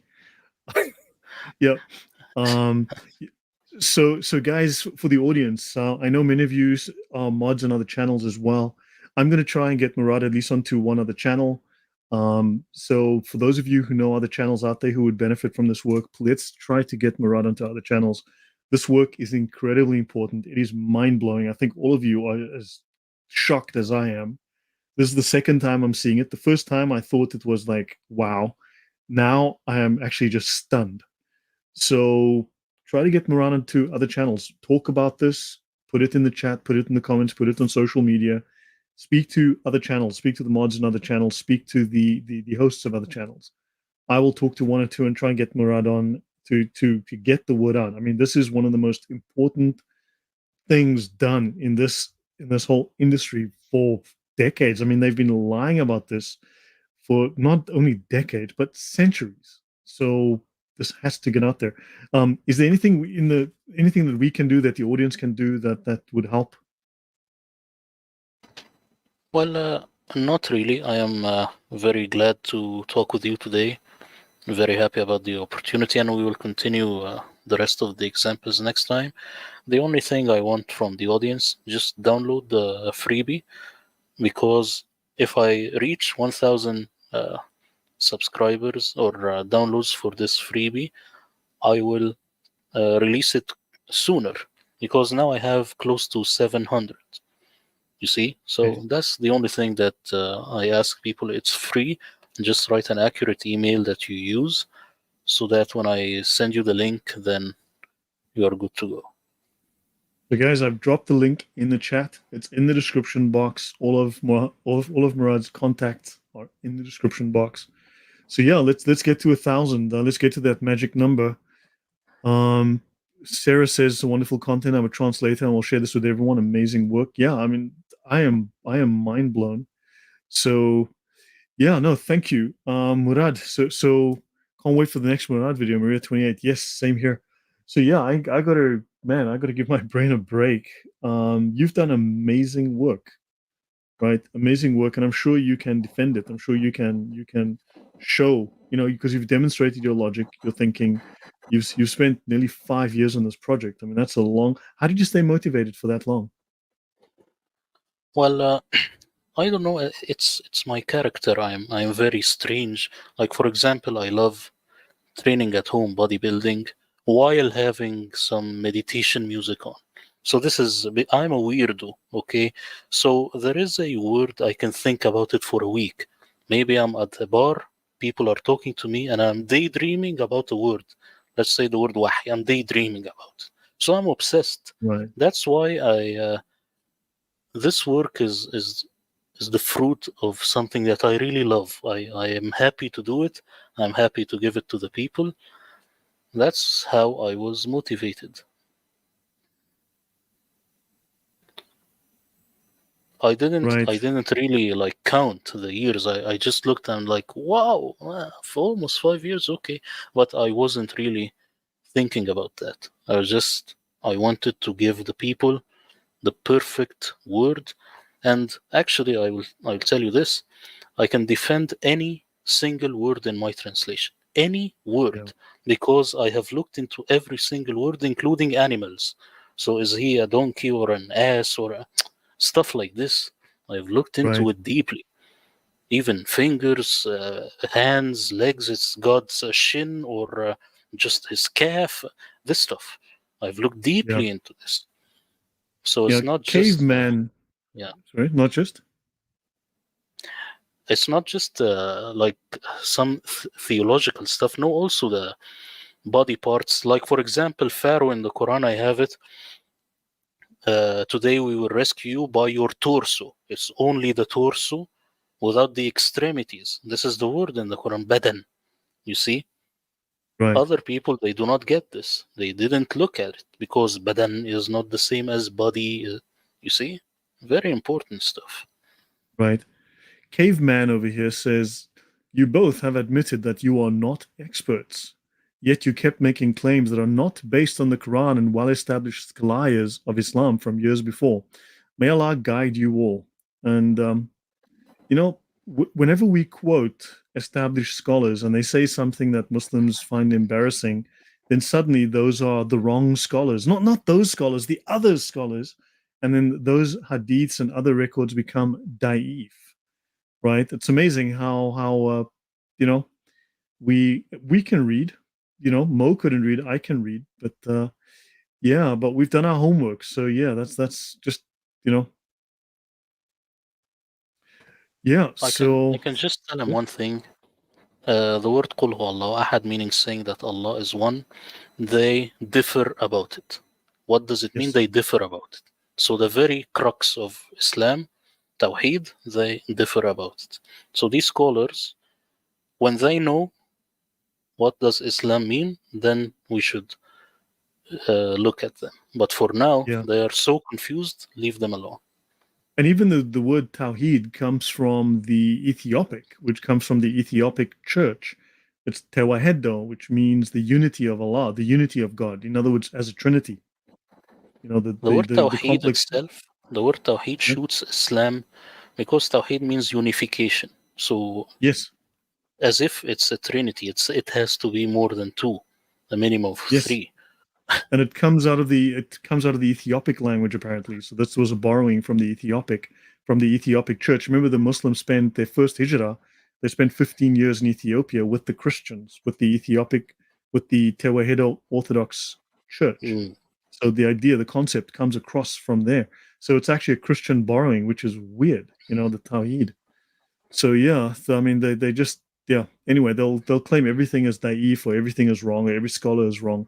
It's crazy. Islam is the only religion you defend by claiming that your own scriptures are weak. It's insane.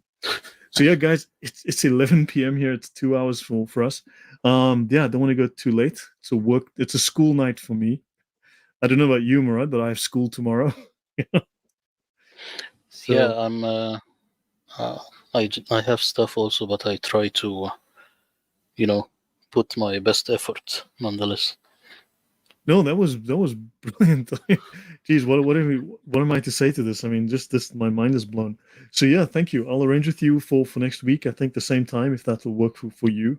Yeah, that would be Um, nice. yeah, looking forward to the rest, and I'll do what I can to try and get you on other channels. I'll reach out to a couple of people.